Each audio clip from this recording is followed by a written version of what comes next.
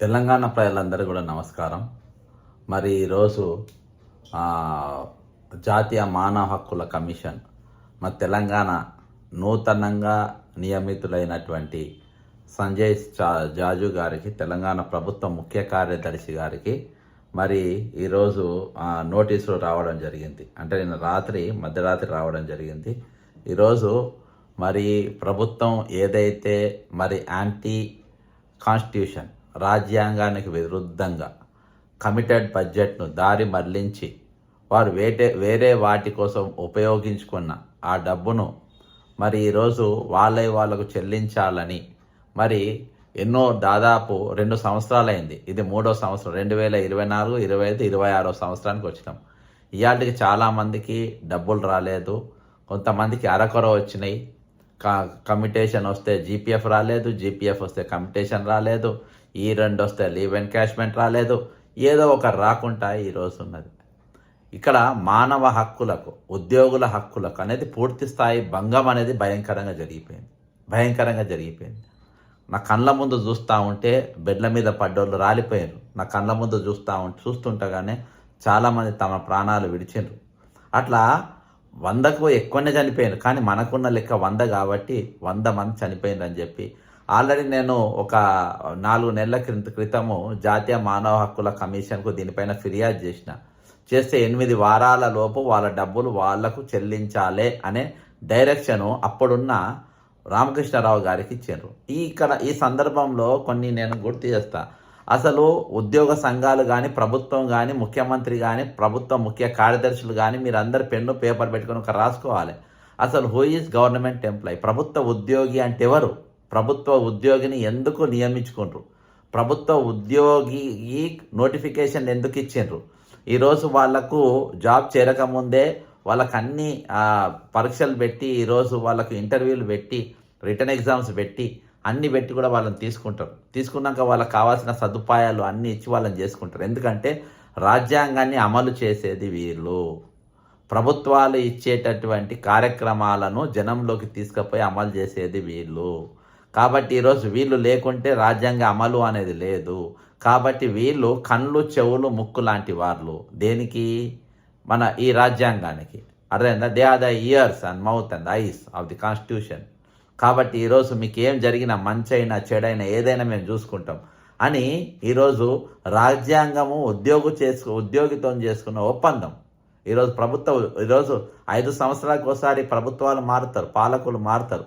కానీ ఈరోజు మరి అధికారులు మాత్రం వాళ్ళకు ఏదైతే సర్వీసు పెడతారో ఆ సర్వీస్ ప్రకారం వాళ్ళు 60 ఏళ్ళ వరకు లేకుంటే 58 ఏళ్ళ వరకు వాళ్ళు ఆ విధంగా వాళ్ళు ఉద్యోగాలు చేస్తారు వాళ్ళు.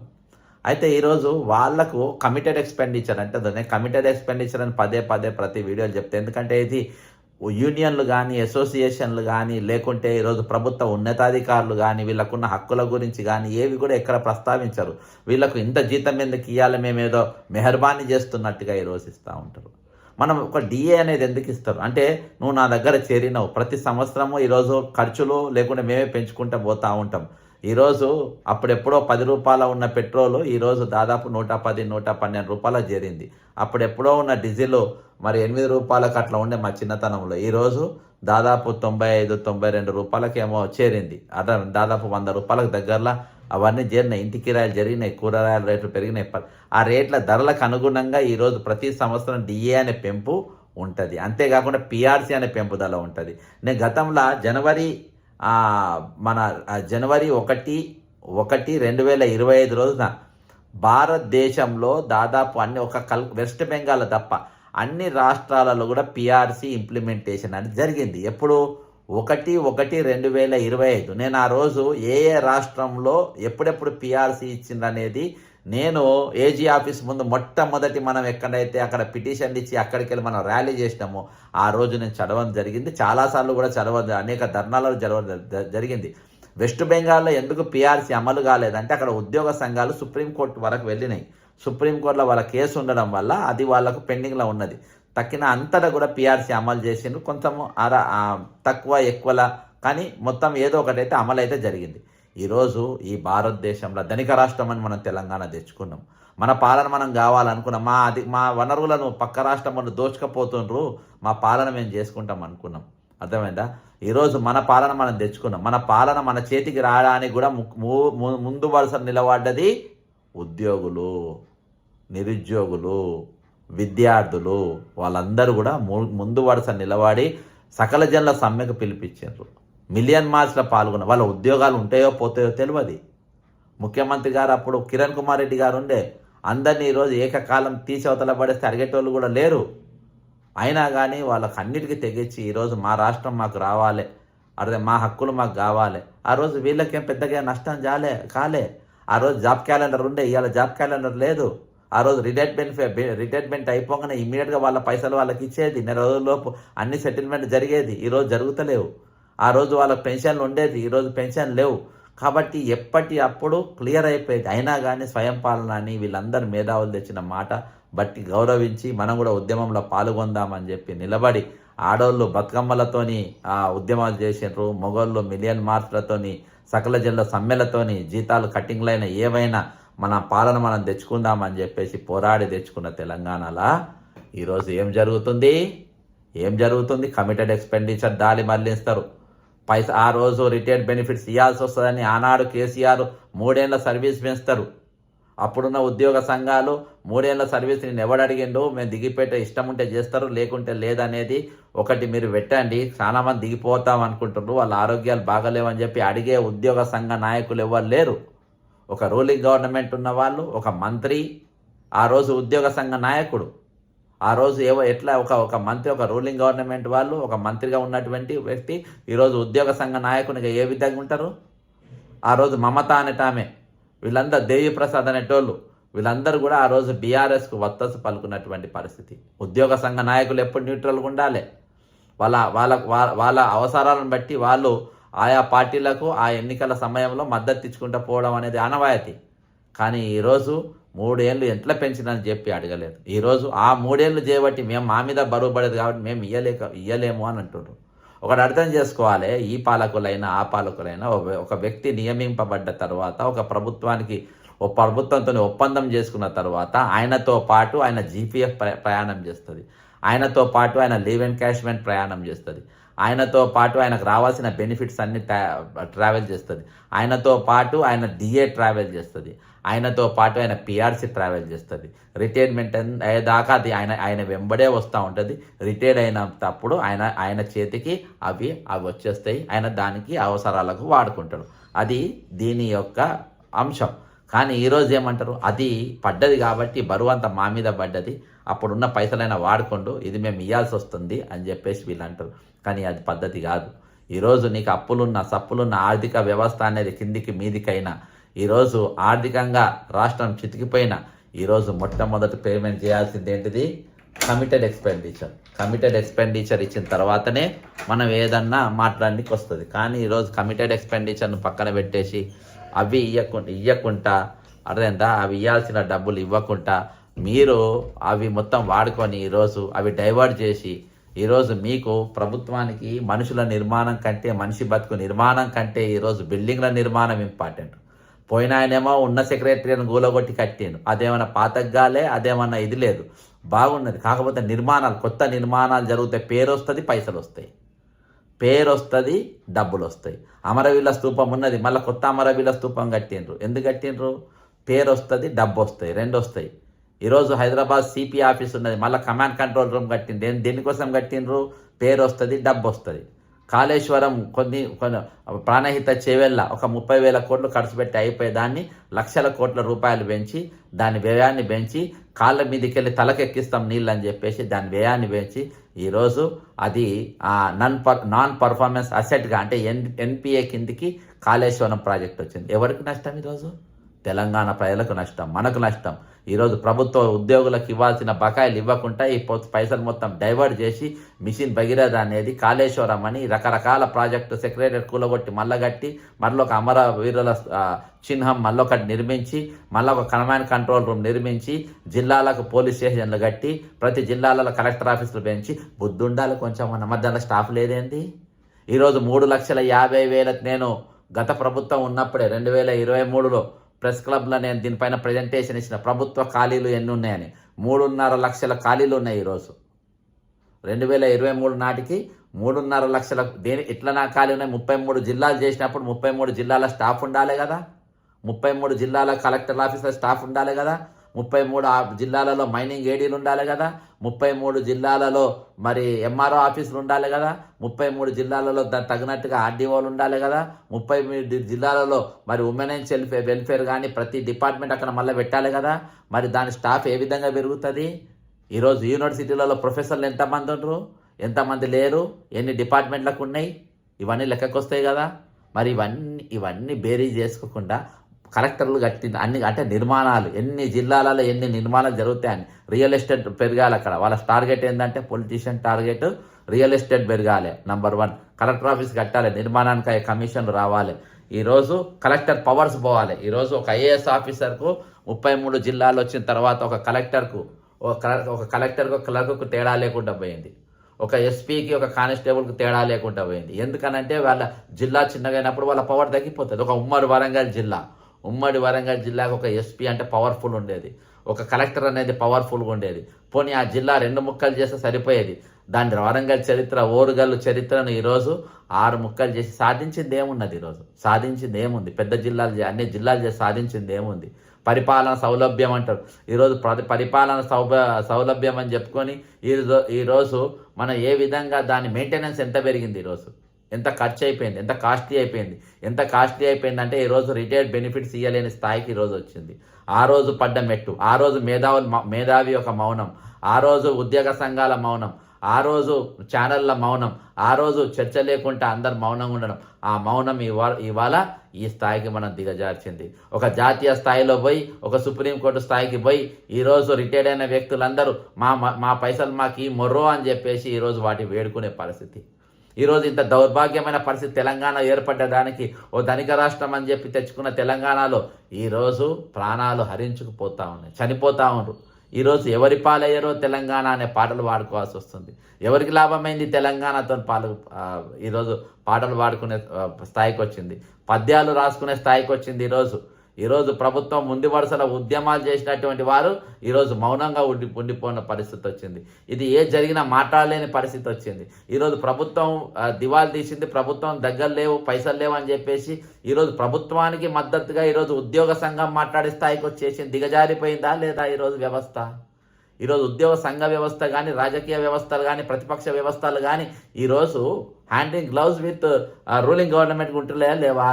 ఈరోజు వాళ్ళంతా కలిసి బతుకుంటుందా లేదా? ఒకరినొకరు కాపాడుకుంటుందా లేదా? ఒకరినొకరు సంపాదించుకోనికి ప్రోత్సాహం కల్పిస్తుందా లేదా? ఇదంతా ఎవరి మీద భారము? ఎవరి మీద భారం పడుతుంది? దేనికోసం భారం పడుతుంది? ఎక్కడ భారం పడుతుంది? ఆర్థిక పరిస్థితి బాగలేదు. మరి మూసీ ప్రక్షాళన ఎవరు కట్టమని అడిగింది? ఈరోజు ఎవరు మొదలు పెట్టమన్నారు? 6 గ్యారంటీలు అని ఒక 2 బాండ్లు రేవంత్ రెడ్డి మళ్ళా ఎవరు బట్టి విక్రమార్క సంతకాలు పెట్టి రిలీజ్ చేసిండ్రు. ఈ బాండ్లు మీ దగ్గర పెట్టుకోండి, ఇవి ఉంటేనే మీకు 6 పథకాలని. పాపం దాన్ని చాలా జాగ్రత్తగా ఒక ప్లాస్టిక్ కవర్ కొని అందులో పెట్టుకుని ఎవడు అడిగిన నేను పథకము? ఒక బీదోళ్ళు అడిగిందా, పేదోళ్ళు అడిగిందా? ఎవరు అడిగినరు? ఆ రోజు నిరుద్యోగులు ముందు వరుస నిలబడి మా ఉద్యోగాలు మాకు ఇవ్వండి, జాబ్ కార్డులను రిలీజ్ చేయండి అని. ఇవాళకి 25,354 మంది రిటైర్డ్ అయితే 31 మార్చి వరకు ఇవాటి వరకు అందులో ఒక్క పోస్టు కూడా నింపలేదు. అదివరకే దాదాపు 11,000 టీచర్ పోస్టులు ఉంటాయి. 11,000 అందులో 10,000 మంది రిటైర్డ్ అవుతారు, 10,000 మంది టీచర్లు రిటైర్డ్ అవుతారు. మరి 21,000 మంది టీచర్లు ఖాళీలు ఉంది. ఈరోజు ప్రభుత్వ ఉద్యోగాలు డిఎస్సి నోటిఫికేషన్ ఎక్కడ ఉంది? మిస్టర్ రేవంత్ రెడ్డి గారు విద్యాశాఖ మంత్రి దగ్గర పెట్టుకుంటావు కదా, ఏడున్నాయి ఈరోజు? ఆ రిటైర్డ్ అయిన టీచర్ల పైసలు ఇచ్చినావా? ఎంతమంది చనిపోయింది ఈరోజు ఎంతమంది చనిపోయింది? ఎంతమంది ప్రాణాలు విడిచిండ్రు? ఎంతమంది వైద్యం అందగా ఈరోజు తల్లడిల్తా ఉన్నారు? చెప్పండి. ఈరోజు ఇంత దారుణమైన పరిస్థితికి తీసుకురావడం వల్ల మాకు వేరే గత్యంతరం లేక మేము రోడ్ల మీదకి ఎక్కినాం, అడుగుతున్నాం, మాట్లాడుతున్నాం. ఎందుకు? ఈరోజు ఉద్యోగ సంఘాలు గొడ్డుపోయినాయి కాబట్టి, ఉద్యోగ సంఘాలు మౌనంగా ఉన్నాయి కాబట్టి. నోరు లేవాలి, ఎవరో ఒకరు ఎత్తాలి కదా. వాళ్ళు చచ్చిపోంటే చూసుకుంటే కూర్చో. మరి 4 కోట్ల మంది జనం ఉన్నారు తెలంగాణలో. 10 ప్రతిపక్ష పార్టీలు ఉన్నాయి, దాదాపు 20 మంది మేధావులు ఉంటారు, దాదాపు కొన్ని 100 యూట్యూబ్ ఛానళ్ళు ఉంటాయి. ఈరోజు మెయిన్ ఛానళ్ళు ఒక 15-20 ఉంటాయి. ఎల్ల డిబేట్ ఉండదు, ఎల్ల చర్చ ఉండదు, ఒక మరణ వార్త ఎవరు ప్రసవించరు, దానిపైన ఒక చర్య జరగదు. ఈరోజు 100 మంది చనిపోయినా, 100 మంది రిటైర్డ్ ఎంప్లాయీస్ ఆన్ రికార్డ్ చనిపోయినా ఈరోజు మౌనంగా ఉన్నప్పుడు ఇది ప్రజాస్వామ్యం ఎట్లయితుంది? ప్రజాస్వామ్యంలో ఈరోజు ఉద్యోగులు ఉంటున్నారు ఏ విధంగా అనుకుంటాం? కాబట్టి సుప్రీంకోర్టుకు అందులో మనం మా పిలిపించినప్పుడు 12,300 మంది ఉత్తరాలు రాసిండ్రు. 12,300 మందికి 12,300 మందికి ఈరోజు మీ అప్లికేషన్, మీ ఫిర్యాదులు మాకు ముట్టినాయి అని చెప్పి మెసేజ్లు వచ్చినాయి. రాష్ట్రపతి గారికి కూడా అన్నే లెటర్లు పోయినాయి. సుప్రీంకోర్టు చీఫ్ జస్టిస్ గారికి అన్నే పోయినాయి. ఈరోజు అర్థమైందా? ఈరోజు వాళ్ళు కొట్లాడి వృద్ధాప్యంలో కుటుంబంతో గడపాల్సిన సమయం వాళ్ళు కొట్లాడిండ్రు. కుటుంబంతో ఉండాల్సిన సమయంలో వాళ్ళు చలో అసెంబ్లీకి వచ్చిండ్రు. వాళ్ళు ఆసుపత్రికి పోవాల్సిన సమయంలో వాళ్ళు చలో సెక్రటరియట్కి వచ్చిండ్రు. వాళ్ళు కుటుంబాలతోని బయటికి పోవాల్సిన సమయంలో ఈరోజు వాళ్ళు చలో ఏజీ ఆఫీస్కి వచ్చిండ్రు. చలో గవర్నర్ వచ్చిండ్రు. ఎన్నోసార్లు అరెస్ట్ అయ్యిండ్రు. ఈ వయసులో అరెస్ట్లు అయ్యిండ్రు. అరెస్ట్ అయ్యి ఒక్కొక్కటి తెచ్చుకుంటారు. ఒకటో రెండో ఇచ్చి తక్కిన పైసలు ఎగ్గొడతారా అనే భయభ్రాంతులకు ఈరోజు గురవుతారు. కానీ వాళ్ళకు నమ్మకం. ఈరోజు రిటైర్డ్ ఎంప్లాయీస్ ఎవరు వాళ్ళకు నిరుద్యోగుల కన్నా విద్యార్థుల కన్నా చాలా బలం. ఒక పిలిపిస్తే కందరీగల లెక్క రాజధాని మీద వాలిపోయి ఈరోజు తెలంగాణ ప్రభుత్వాన్ని ఉక్కిరి బిక్కిరి చేసే స్థాయికి ఈరోజు రిటైర్డ్ ఉద్యోగులు ఎదిగిండ్రు. ఐక్యమత్యం పెరిగింది. ఎక్కడోళ్ళు ఒకరికొకరు చైన్ లెక్క కలిసిపోయినరు. ఈరోజు తెలంగాణలో ఏం జరుగుతుందని వాళ్ళు ఉన్నంత ఫాస్ట్, వాళ్ళున్నంత స్పీడ్ ఈరోజు ఎవ్వరు లేరు. ప్రతిపక్షం కూడా లేదు మిస్టర్. ఈరోజు తెలంగాణ ప్రతిపక్షం కూడా రిటైర్డ్ ఉద్యోగులంత బలంగా ఎవ్వరు లేడు. ఈరోజు వాళ్ళు ఉన్నంత శక్తివంతంగా ఎవరు లేరు. ఈరోజు అర్థమైందా? ఈ వయసులో వాళ్ళు కొట్టాడబట్టి. కాబట్టి ఈరోజు జాతీయ మానవ హక్కుల కమిషన్కు శిరస్సు ఉంది. మళ్ళొకసారి నేను కృతజ్ఞతలు మా తరపున నిలబడ్డాను. మా వాణిని మీరు విన్నందుకు. మా పక్కోడు మా గొంతింటలేడు. రోజు మా ముందు నిలబడ్డోడు మా మాట వింటలేడు. రోజు మాతో నిలబడేటోళ్ళు మా గొంతింటలేరు. కానీ ఈరోజు ఎక్కడనో ఢిల్లీలో ఉన్న జాతీయ మానవ, నేను శ్రీధర్ గారు, ఏఎస్ఐ శ్రీధర్ గారు ఇద్దరం కలిసిపోయి అక్కడికి పోయి మేము 1-1 కలిసి ఇచ్చినాం. మన 100 మంది చనిపోయినాక ఇచ్చినాం. నేను చూడలేదు. V6 వాళ్ళు చాలా పెద్ద చాలా పెద్ద ఆర్టికల్ రాసిండ్రు. నేను మన రిటైర్డ్ గ్రూప్లో పెట్టినాను. అన్ని గ్రూపులలోకి వెళ్ళి పోలీసు వాళ్ళు తీసేసిండ్రు. ఈ పోలీసు వాళ్ళు నా ఫోన్లు తీసుకొని అన్ని గ్రూపులకి, నా ఫోన్ వాళ్ళ దగ్గర నా అంతటా నేనే ఎగ్జిట్ అయిపోయినట్టుగా రిటైర్డ్ అయిన అన్ని గ్రూపులలోకి వెళ్ళి, నిరుద్యోగ గ్రూపులలోకి వెళ్ళి, మన అపార్ట్మెంట్ల గ్రూపులలోకి వెళ్ళి, గతంలోనే కాంగ్రెస్ పార్టీలో పనిచేసిన ఆ గ్రూపులలోకి వెళ్ళి, అంతేకాకుండా ఈరోజు జాతీయ స్థాయిలో AICC గ్రూపులలోకి వెళ్ళి, అన్ని గ్రూపులలోకి వెళ్ళి నా ఫోన్ తీసుకొని దొంగలు లెక్కనని తీసేసారు. దొంగలు ఎవరంటారు నాకు తెలియకుండా నా ఫోన్ తీసుకొని అందులోకి ఎంటర్ అయిపోయి నా వాట్సాప్ తీసి నా పర్సనల్ మెసేజ్లు అన్నీ ఉంటే అవన్నీ చూసి నేను దొంగనా లంగనా ఫోటో ఉంటున్నా ఎవడని తీసుకుంటాడు? ఈ విధంగా ప్రతి దాంట్లో రేవంత్ రెడ్డి పోలీసు నా దాంట్లో ఎంటర్ అయిపోయింది. రేవంత్ రెడ్డి పోలీసు దేనికోసం వాడాలి? నిన్న ఒకడు 6 రాజ్ కుమార్ అంటే 6 హత్యలు చేసిన. ఆ హత్యలు జరగకుంటే ఆపాలి. దమ్ముంటే రేవంత్ రెడ్డి పోలీసులో వాళ్ళ కోసం వాడాలి. మంగ్లీ అనేది చాలా మందిని ముంచిందంట. వాళ్ళ కోసం వాడాలి పోలీసులు. ఆమెను కాపాడిన కేంద్ర మంత్రి భార్య అంట, ఇక్కడ కొంతమంది పోలీసు పెద్దలంట కాపాడుతుండ్రు. వాళ్ళ కోసం మీరు పోలీసింగ్ వాడాలి. చాలా మంది చిట్టీలే ఎత్తుకపోయి ఫరారైపోతున్నారు. వాళ్ళని పట్టుకొని వాడాలి. చాలా మంది భూ కబ్జా వాళ్ళని పట్టుకొని వాడాలి. ఈరోజు బక్క జడ్సన్ ఏమని వాడతారు? దేనికోసం నా మీద మీ పోలీసులను వాడతారు? దేనికోసం నా ఇంటికాడ ఎప్పుడు పోలీసులను పెడతారు? నేను సాగుపోయినా నా వెనక పోలీసులు వస్తారు. నేను దినాల పైన నా వెనక పోలీసులు వస్తారు.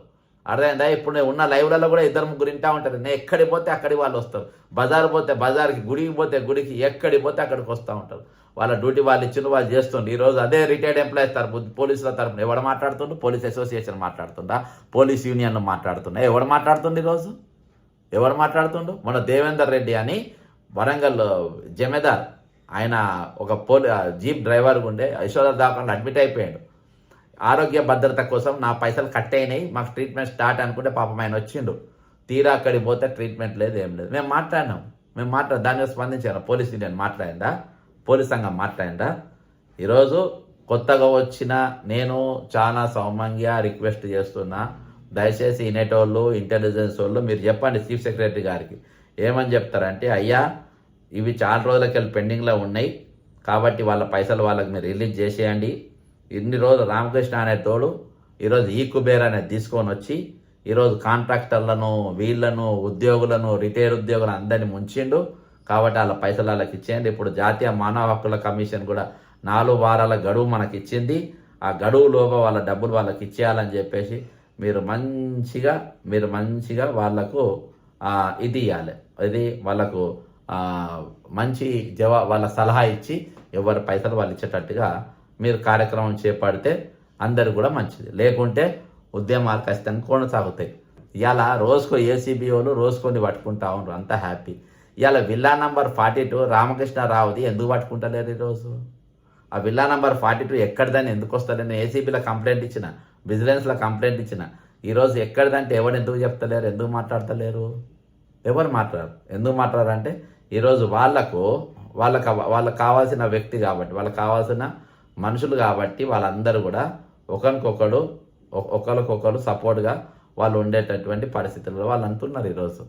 కాబట్టి ఈరోజు మనం ఒకటే డిమాండ్, ఈరోజు జాతీయ మానవ హక్కులు కమిషన్ ఇచ్చినటువంటి దాన్ని మీరు వెంటనే ఈరోజు దాన్ని అమలు చేయాలి. ఏమాత్రం లేట్ చేయకుండా, ఏమాత్రం డిలే చేయకుండా వాళ్ళ డబ్బులు వాళ్ళకి ఇస్తే అవన్నీ కూడా వాళ్ళకు మంచి అవుతాయి. ఈరోజు ఉద్యోగులందరూ కూడా మంచి జరుగుతుంది. ఇంకా ప్రాణాలు పోగొట్టుకుంటూ ఉంటారు, అదేందా? లేకుంటే మా ఉద్యమం ఇదే విధంగా కొనసాగుతాయి, ఇదే విధంగా మన కొట్టాడు ఉంటుంది. ఈరోజు అవసరం లేని వాటికి, నాన్ పర్ఫార్మింగ్ ఎసెట్స్కు ఈరోజు 1000 కోట్ల రూపాయలు పెట్టి మీరు బయటకెళ్ళి నిధులు కూడా తీసుకొని వచ్చి ఈరోజు వాళ్ళకెళ్ళి మీరు ఇప్పించే ప్రయత్నాలు చేస్తూ ఉన్నారు. కాబట్టి ఇది మీరు వెంటనే ఆపాలి దీన్ని. నేను వెంటనే రిటైర్డ్ బకాయిలు ఏకకాలంలో వాళ్ళ పైసలన్నీ ఇచ్చేయాలని చెప్పేసి నేను డిమాండ్ చేస్తున్నా. లేకపోతే ఖచ్చితంగా ఉద్యమం అనేది పక్కా చేస్తాం. పక్కా ఉద్యమం ఉంటుంది, పెద్ద ఎత్తున ఉంటుంది. ఈసారి చాలా పెద్ద ఎత్తున ఉంటుంది. రిటైర్డ్ ఎంప్లాయీస్ మొత్తం ఈరోజు హైదరాబాద్కి వస్తారు, హైదరాబాద్ మొత్తం చుట్టుముడతారు. అందులో మీకు ఎటువంటి డౌట్లు లేవు. ఇంకోటి 1.5 ఏదైతే జీతం దగ్గర మీరు కట్ చేసుకుంటున్నారో, ఆరోగ్య భద్రత కింద కట్ చేసుకుంటున్నారో, ఆ పైసలు కూడా వాళ్ళకి ఇష్టం ఉంటేనే మీరు కట్ చేయాలి. మాకు ఇంకా చాలామంది వాళ్ళ పిల్లలు ఈరోజు సాఫ్ట్వేర్ కంపెనీలో, వివిధ కంపెనీలలో పనిచేస్తున్నారు. వాళ్ళ ఇన్సూరెన్స్ వీళ్ళకి చాలామందికి ఉన్నాయి కాబట్టి అందులో వాళ్ళ కట్ అవుతున్నాయి. కాబట్టి వాళ్ళ విల్లింగ్, మీకు అవసరం ఉంటే తీసుకుంటారు, లేకుంటే లేదనే కాడికి మీరు పెట్టాలి. కానీ కంపల్సరీ కటింగ్ పెడతామంటే దుకాణం బంద్ చేయాలి. వీళ్ళ డబ్బులు లూటీ చేసే ప్రయత్నాలు ఈరోజు మీరు ఆపాలని చెప్పేసి నేను మీకు విజ్ఞప్తి చేస్తున్నాను. కాబట్టి జాతీయ మానవ హక్కుల కమిషన్ ఇచ్చినటువంటి డైరెక్షన్ ప్రభుత్వం ఫాలో అవుతుందని, మొండి వైఖరి విడిచిపెట్టి ఈరోజు ప్రజల సంక్షేమం కోసం, ప్రజల గురించి, ఉద్యోగుల గురించి ఆలోచన చేసి వాళ్ళకు కావాల్సిన బకాయిలు తీర్చాలని చెప్పి నేను ప్రభుత్వాన్ని డిమాండ్ చేస్తున్నా.